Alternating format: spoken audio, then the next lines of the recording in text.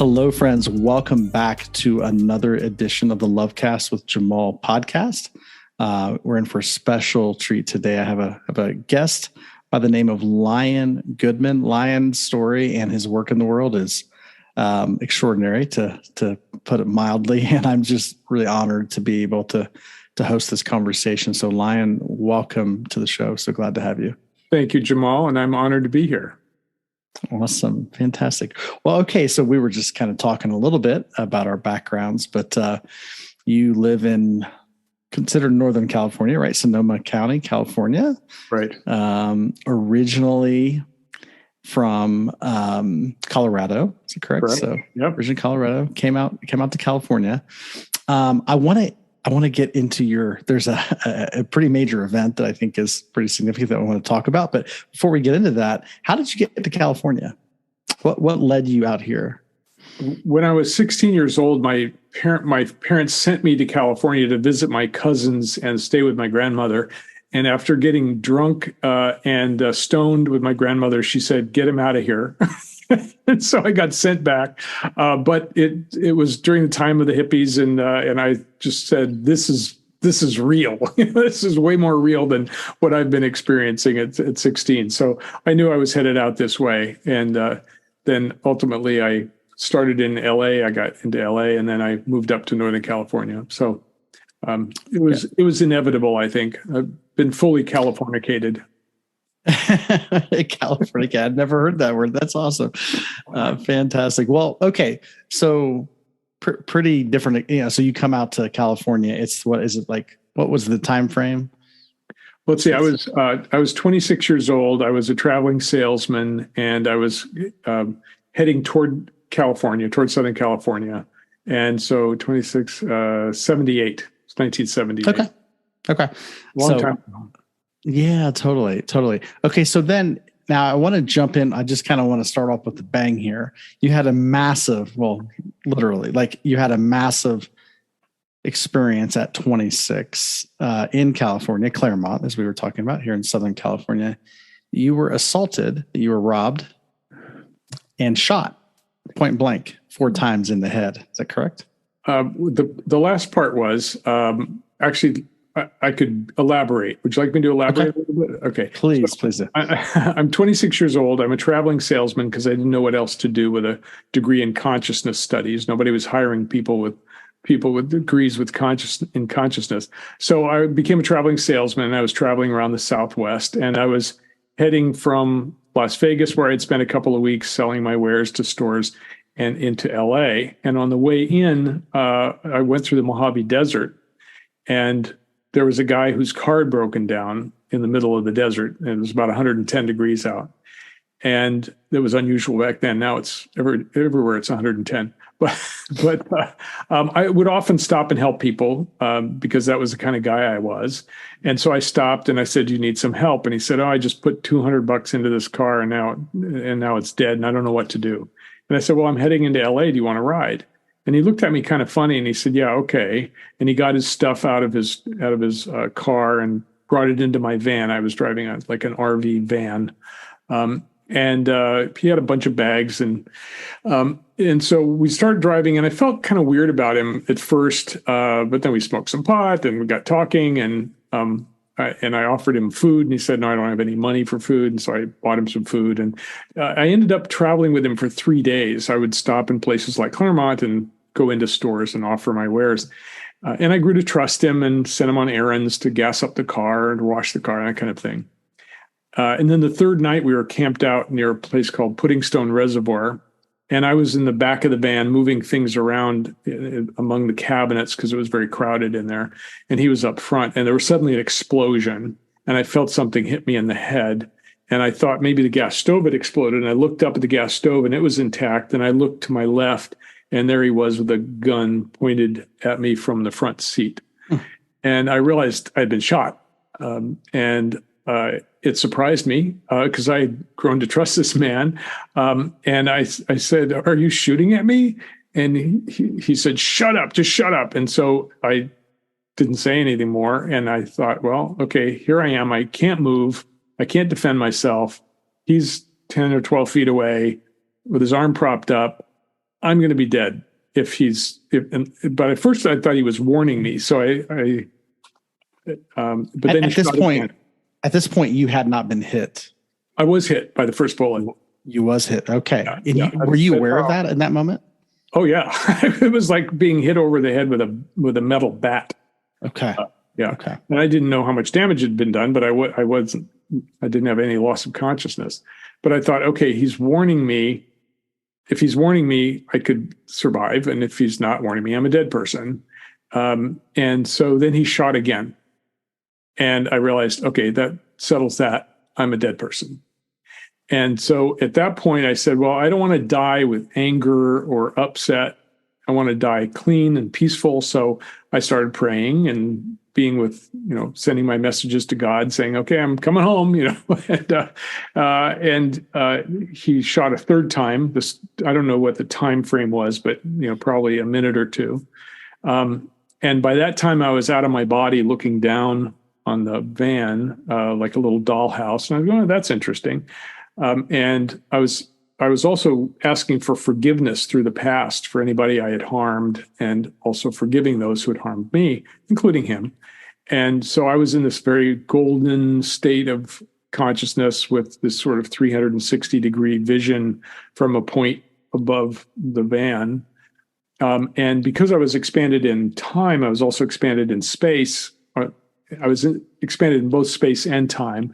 And so I could see the path of the next bullet, the fourth bullet, which was going to come through my head and let me go. I was going home. So he shot again. So you were just, to make sure I'm understanding you correctly, at this point, you're not in chronological time. So you're observing something before it happened, but you're observing from outside your body. Right. Okay. Right. And so you're watching this man take your life. Yes. Okay. Incredible. Yeah. But I was also just flowing love and forgiveness. And, I was in a very beautiful place. So there wasn't.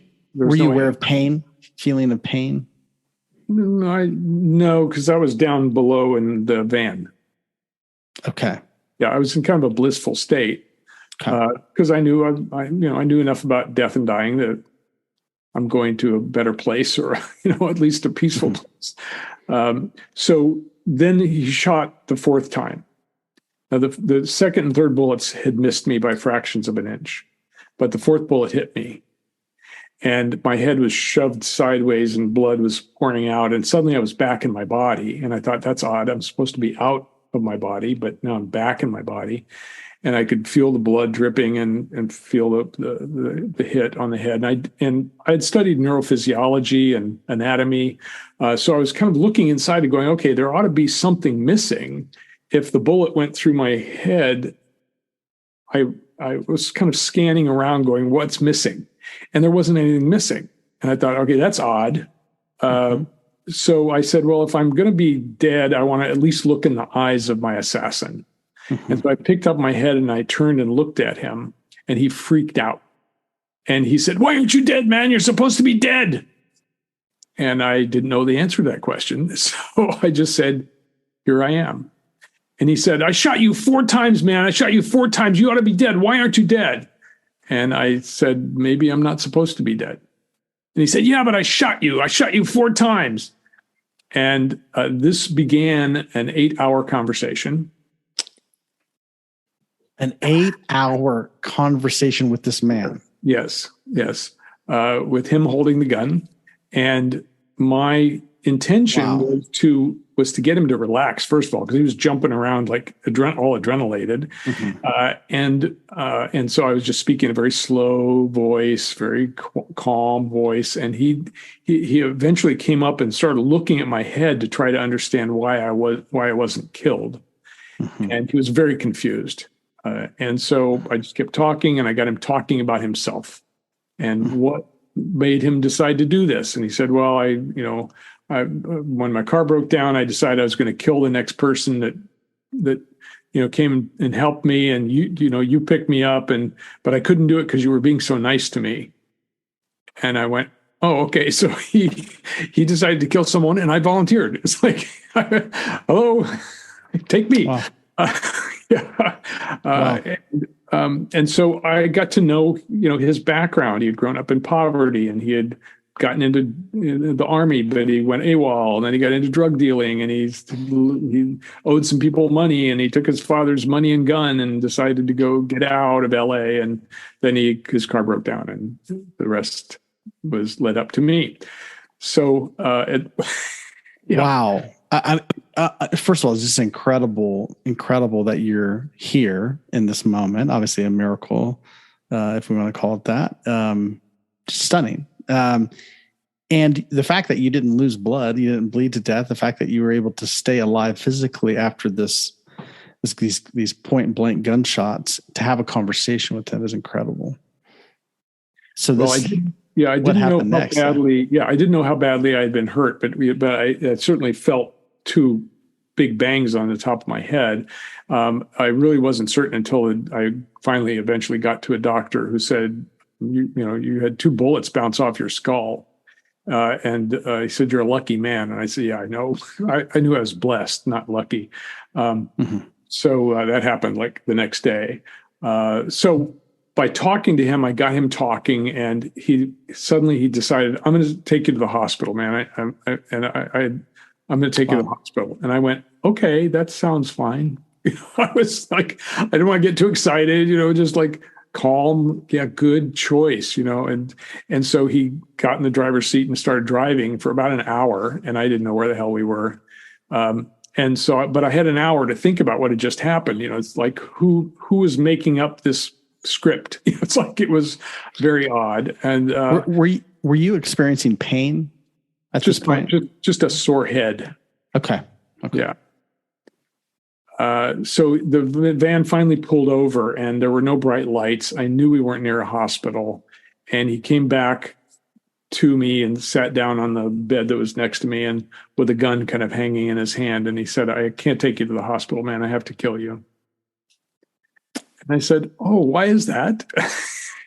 And he said, "Because if I take you to the hospital, they'll put me back in jail. I can't go back to jail, man."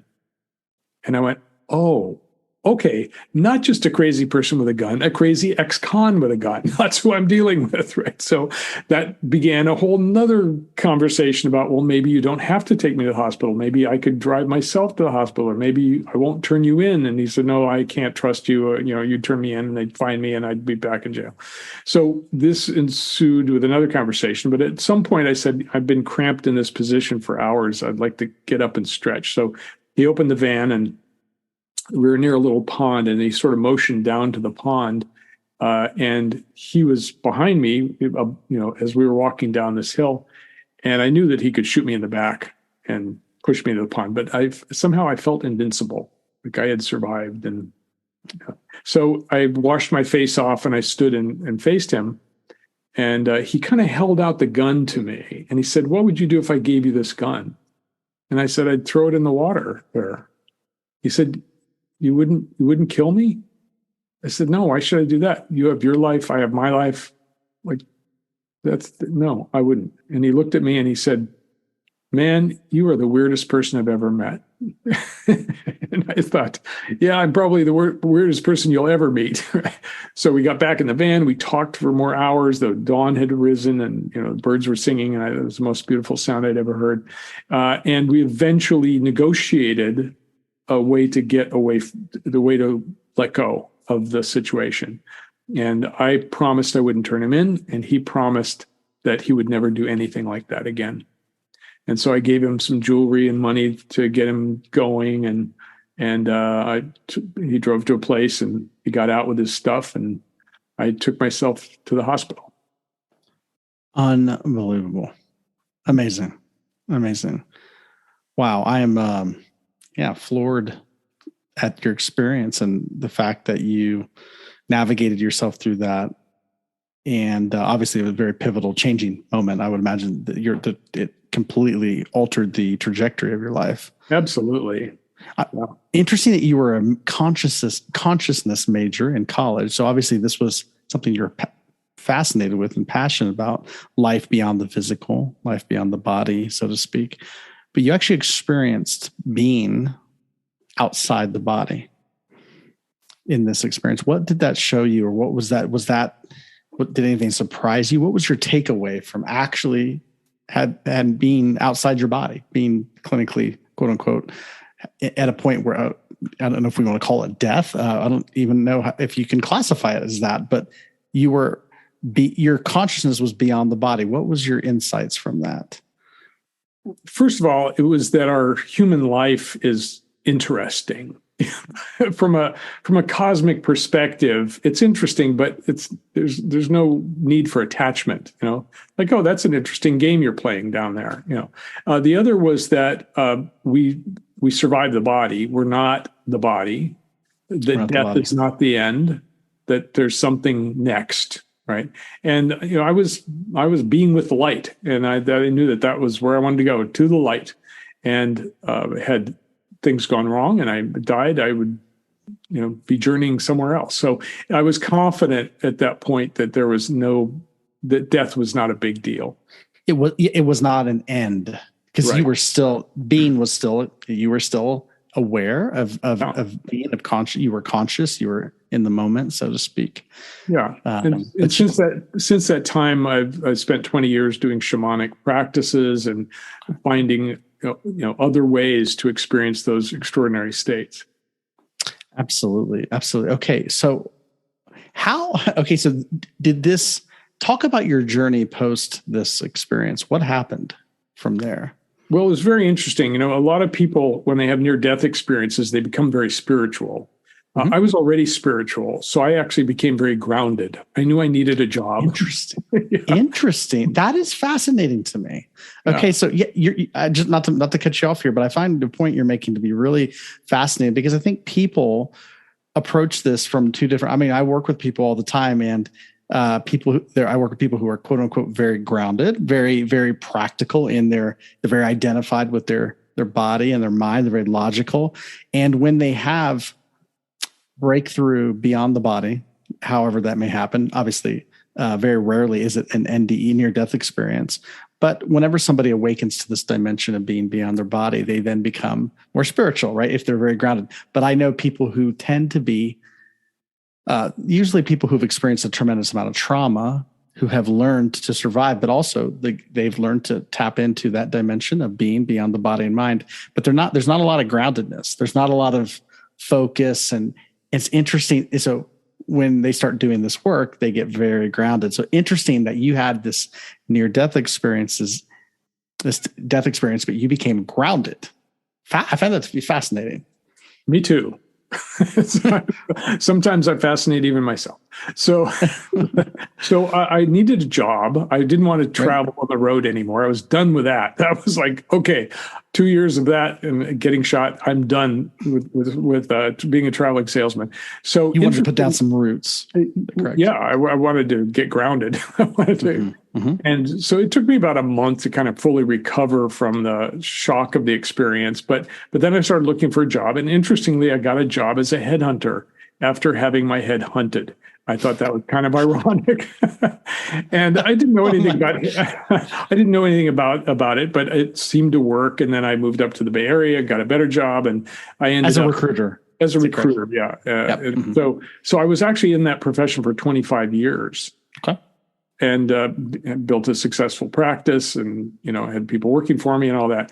But all that time, I was also doing workshops and inner trainings and shamanic practices, and taking pretty much any study or practice about consciousness that I could. And I was really doing it because I was a consciousness explorer, and at some deeper level, I was trying to fix myself. There's something wrong with me. I have to do this thing to get fixed. Or if I could just find the right fix, then I'd be okay. And after 25 years of that, I realized that I wasn't broken in the first place.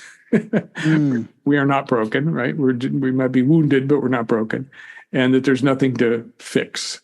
There's stumbling blocks in the way that we can get out of the way. But who we are essentially is a whole being, a multidimensional being that is thriving even when suffering. Totally. Okay. So I just want to make sure I'm hearing you correctly. So 25 years, I mean, obviously working your career, building a practice as far as recruiting, headhunting, which is fast. It's just, the metaphors are just funny. But amazing that you are in this field for 25 years, but there's a nagging sense of, I got to get somewhere, right? It's a sense of, because you're obviously passionate about spirituality, consciousness, you're trying to get to that point where you're like, I want to fix myself. There's this sense. And after 25 years of that search, you realize there's nothing to fix. I'm actually okay. Yeah. So question would be, that feeling or belief or thought that something's off with me, something's not quite right. Where did that come from? What is that? I believe it came from my true purpose, because being a headhunter, I was in it for 25 years.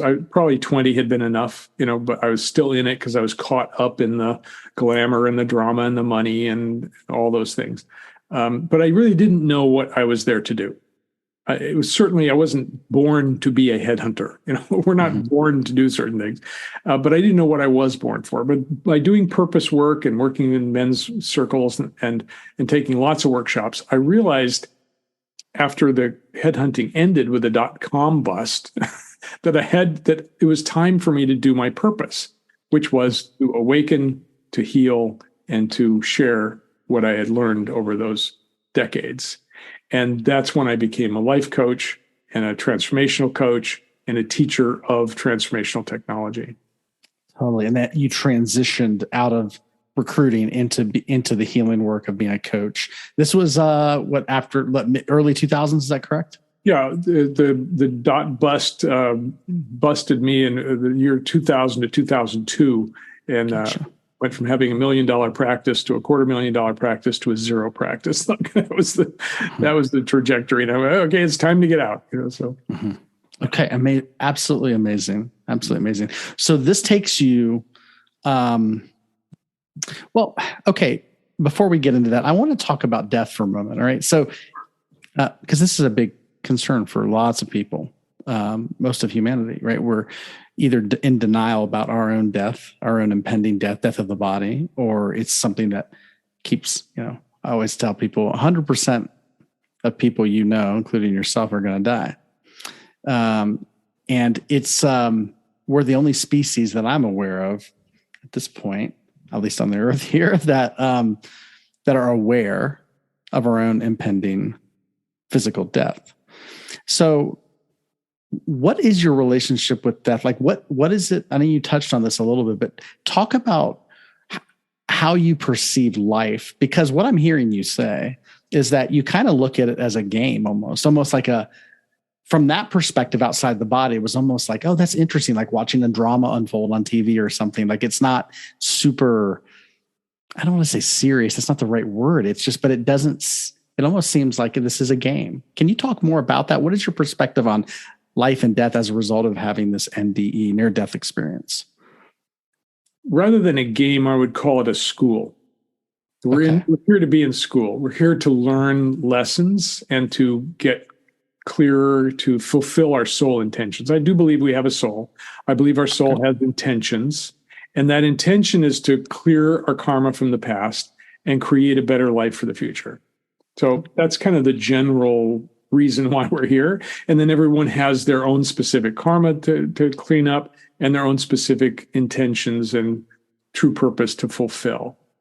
So we have these experiences, and if we learn from them, we progress. We get to go to the next grade. And if we don't progress, we keep going back over and over and over and over again, having to repeat class until we get it. And so death is simply the doorway between lives. And when you see it that way, when you recognize death is then like, oh yeah, I've died 1,000 times, and it's always results in coming back and doing it again. So we've all been practiced, and nobody's ever been unsuccessful at dying. Right. It has an amazing success rate, right? So totally 100%. Yeah. Awesome. Okay. What is your awareness of your soul's contract or purpose? What do you hear in your perception now after 25 years of, your career and then moving into this work as a coach? What's your perception of your mission? Trying to think how to answer that without sounding too weird or over the top. My mission is to awaken and to heal and to clear the way for other people so that they can shine their own light in their own way. So that's what I'm here to do. And for me, the core of consciousness, the infrastructure of consciousness, is beliefs.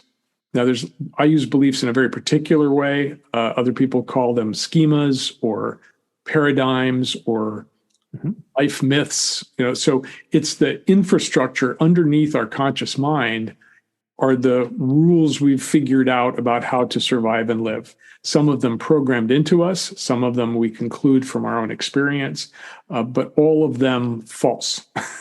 So by clearing the ones that are in the way that prevent us from moving forward, prevent us from shining our light, those are the things we want to clear out of the way. And so the Clear Beliefs method is 15 different techniques that are dedicated to that end. And you need 15 different techniques because if all you have is a hammer, everything looks like a nail. And there's a lot of techniques out there that if you just do this over and over again, you will eventually be clear enough to move forward. Well, most of the time it doesn't work. It might have worked for the person who's doing that method, but then when you apply it to other people, everybody's different. So we have 15 different techniques that we use to dive into the person's subconscious mind with them. We're not doing it for them. We're doing it with them, guiding them down into the core beliefs that they came up with during childhood, mostly, sometimes during traumas later in life, and resetting them, clearing them out of the way, really getting rid of them completely. That creates space in which you can then plant a new belief, a new form, a new structure, a new paradigm for life from that point forward. So the people who we work with have a big transformational experience while we're working with them. It's palpable. They can feel it. They feel like a different person. And it's said that change, has many different layers, but the deepest layer is identity change, when you change who you believe you are or how you see yourself. And that's where we're working, down there at the core of the human operating system. Amazing. Beautiful. I love it. Absolutely love it. So when you talk, can you give us an example of a common limiting belief at the level of identity? Sure. I'll use the one that I had when I was a child. There's something wrong with me. There's something wrong with me. Yeah. And I invite your listeners to do this little exercise, which has a very powerful effect. So close your eyes for a moment and feel what it feels like to hold that belief. Whether you believe it or not, just say it to yourself as if it's 100% true and feel what it feels like to believe there's something wrong with me. And just describe how your body feels, what sensations you notice, what your urges are. What is your experience, Jamal? Well, just as you're saying that, as I'm holding that belief, there's something wrong with me, I can actually feel in my lower kind of chest area there's a kind of a twinge of pain or a heaviness right there. Yeah, and that's one of the more common experiences when people do this exercise. Okay, so now what I'd like you to do is imagine that this was an outfit of clothing you tried on at the department store and you went, ugh, I don't like this feeling, and just take it off and throw it away. Tell me when you've done that. Okay, good. Now I'm going to invite you to try on a different belief. I am a sacred and worthy being. So feel what it feels like to hold the belief, I am a sacred and worthy being. And again, I invite our listening audience to do the same thing. And tell me what that feels like to you. There's a feeling of lightness. I can kind of feel it in the shoulder areas, like upper back. Just that feeling of something like if I was if it was clothing, it'd be like a silky, very smooth, very airy, something that breathes really well. Yeah, beautiful. And that is also a common experience of this belief, is that it feels light, open, spacious. And so what I just demonstrated was that our beliefs create our experience and our embodied experience, physical sensations. So a lot of people are walking around with one of those heavy beliefs. There's something wrong with me. I'm not worthy. I'm a pain in the ass. Whatever they got programmed with, I'm a failure.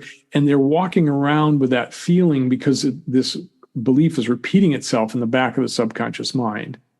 And they might just be living their life, but there's somehow a heaviness they're walking around with.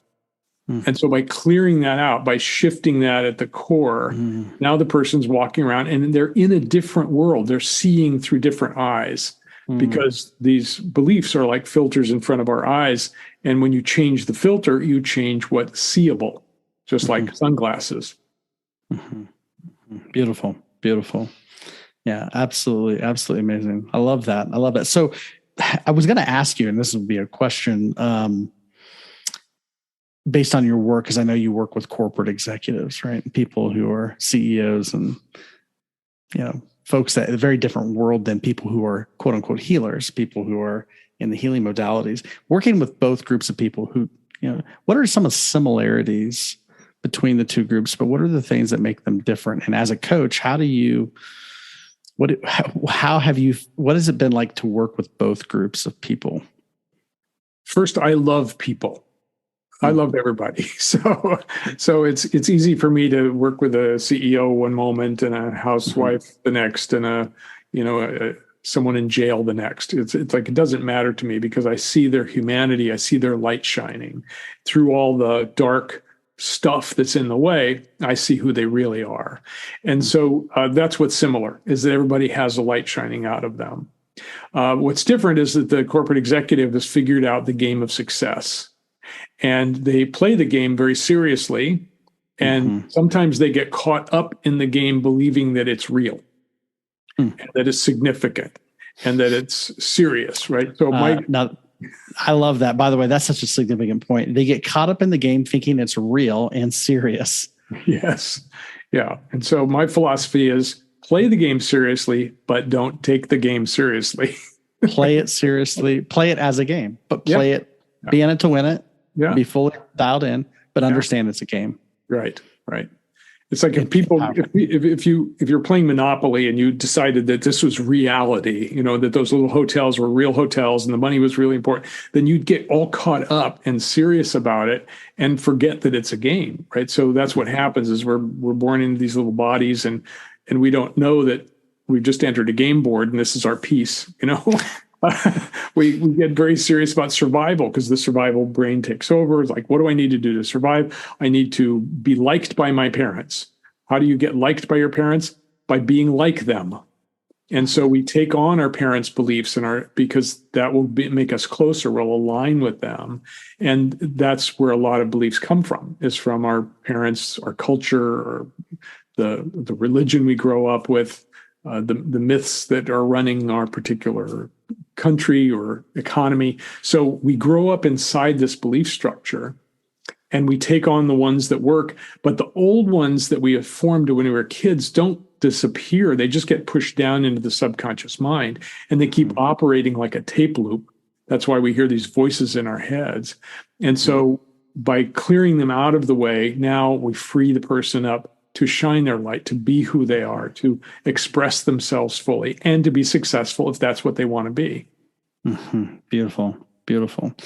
So can you talk a little bit about, maybe you've touched on this a little bit, can you talk a little bit about this thing you call the imaginal realm? Sure. We know what the physical realm is because it can be measured and taken apart and put together and looked at under a microscope. Like, for example, when we talk about the brain, you can look inside the brain and find neurons and neurochemicals and networks of neurons. But you can't find experience anywhere in there. Right. Experience is not a brain science function of humanity. It is a different function of humanity. It has to do with consciousness, not neurology. And so, ask your question again. the imaginal realm. Sure. So everything that's not physical is part of the imaginal realm. Now, it's not imaginary. Imaginary is what we make up, but the imaginal realm is posited as an actual place where things like our experience exists. Some people may call it the Akashic records or the quantum, or there's all kinds of funny names for it. But basically, it's that which is not physical. But to the brain doesn't know really the difference between actual experience and imaginal experience. And we use that to our advantage in our work. Now, it's not completely true because the brain does know reality is reality. But when you have an imaginal experience that's guided, you can actually go back in time, go into your memories, shift things that happened, because memory's malleable, right? So we can actually change memories. It's called memory reconsolidation in psychology, and clear the things that got a person stuck back in their childhood. And so we do this by using guided imagery, taking people on an inner journey, but we're working with them. It's not hypnosis. We're not putting them in a trance. We're just having them explore their own consciousness, their own memories, and then going in and shifting things in that realm. And so we become very good at working in the imaginal realm with people, because that's where our experience is. It's where our memory is, as far as we know. I mean, you can find memory circuits, but that's not where the memory exactly is. So that's what we do. That's how we use it. Amazing. Beautiful. Okay. So tell me just a day in your life, like what, after studying and, really going down this road of exploration when it comes to inner freedom, shifting your consciousness away from limiting beliefs and into the truth of who you are. What are some practices that you have found to be effective for you, things that you do on a regular, consistent daily basis that help you maintain your state of being? Well, the truth is that I don't have to maintain it, because this is my state of being. It's my state of being to be doing my purpose and to serving others and to doing the marketing that's required in order to get people to serve. It's like it's become life itself. And I don't take it too seriously, but I play the game seriously. So one of the practices I have is to always examine my beliefs. When something happens that I don't like in my life, somebody cuts me off in traffic, or I lose something, or my wife yells at me, or whatever, I stop and I say, okay, when I'm reactive, that means an old belief has been stimulated to come up and reassert itself. So I look down at that level, and I'll give you a story that helps with this. I was going to a party one night, and I walked into the party, and I immediately felt weird.